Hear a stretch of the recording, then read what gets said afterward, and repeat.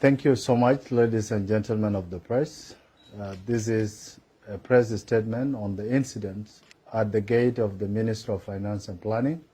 The ministry was invaded by self-proclaimed wounded heroes, and that has actually disrupted the public work for the last few hours. We have continued to support them. We have actually paid $2 million in December to the Minister of Defense and Veterans Affairs to cater for the sick individuals within the armed forces of the SSPDF.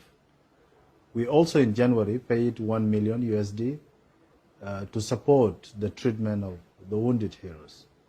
But this has been going on and on for a number of years. I inherited this in the ministry. It has not been my making. Despite the efforts that I have done during this period and paying them $3 million, they have continued to demand more. And in fact, this spending is off budget.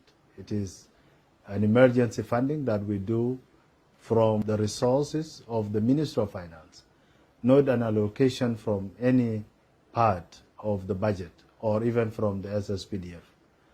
There are allegations that there is a budget in the Ministry of Finance allocated for treatment of wounded heroes, and that this budget comes from United States or other donors or UNMIS, which is not true.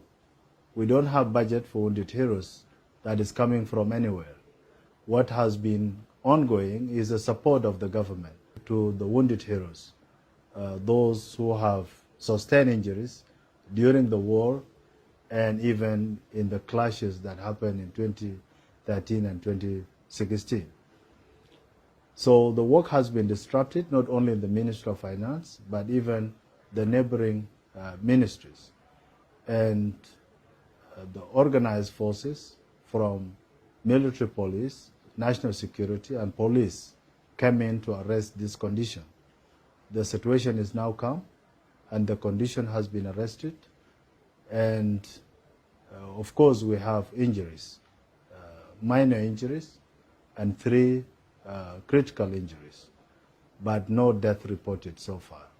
So those who sustain injuries are now under treatment under the care of the Ministry of Finance.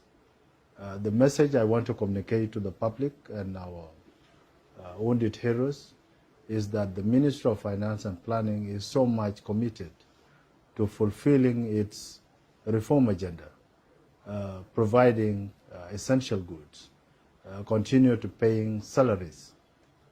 The reform on elimination of ghost names is ongoing, but that will not interrupt the payment of salaries on time.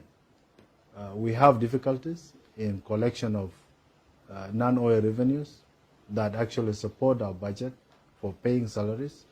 We have issues in the Red Sea that delays the remittance from oil revenues.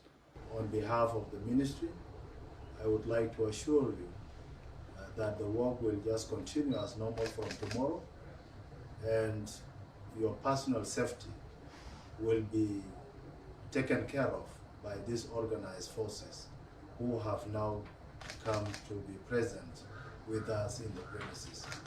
I thank you so much for listening, and I wish you a very fruitful and successful year 2024.